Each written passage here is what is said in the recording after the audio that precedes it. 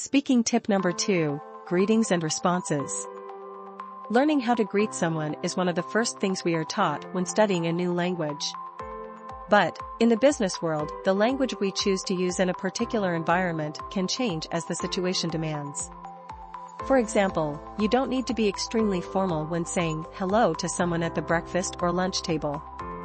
But, this greeting will be different at an international conference with an important team. This section will focus on showing the difference in greetings between more formal situations as opposed to more informal contexts. 1. The use of salutations. A. Informal situations. Formal situations have a basic greeting formula which consists of saying a salutary greeting along with the person's last name. The following salutations are commonly used in business English. Mr.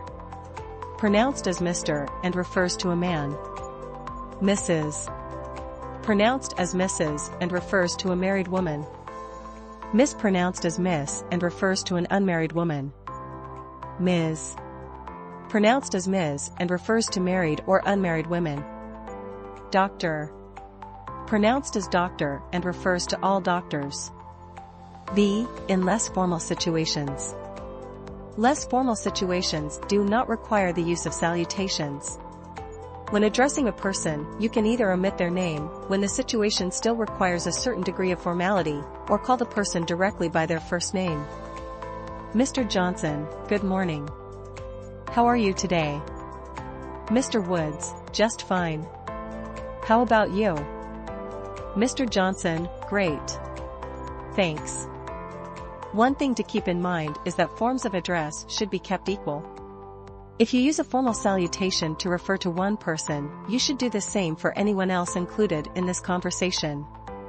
For example, you should say, Mr. Brad Faxon, meet Ms. Britney Spears.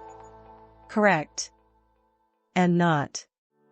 Brad, meet Ms. Spears. Incorrect. The second sentence would imply that Mr. Brad Faxon has an unequal position to Ms. Britney Spears. Even if that's the case, it could be taken as rude, and Mr. Faxon could feel somewhat inferior or underestimated by you in comparison to Ms. Spears. When in doubt, always use both first and last names, family and given names. Don't address the other person by their first name unless they give you permission. Continue to use Mr., Ms., Doctor, etc. Some cultures and individuals prefer to use more formal forms of address, even with routine coworkers. 2. Greetings and responses. A. Informal situations. Saying hello may seem like the easiest thing in the world, but you must remember that words such as hello, good morning, good afternoon, and good evening are always acceptable in formal settings, but never hey or hi. Also, never say good night, as this implies that you are saying goodbye or that you are ready to go to bed.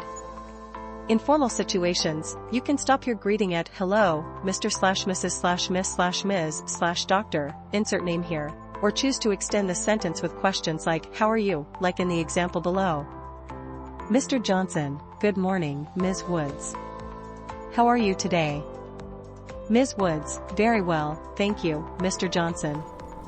And how about you? Ms. Johnson, fine, thank you, sir.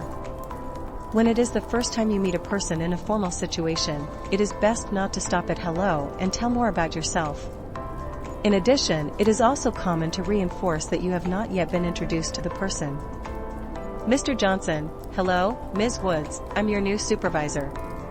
I don't believe we've met. B. In less formal situations. You can use the words hey and hi without much trouble in informal situations.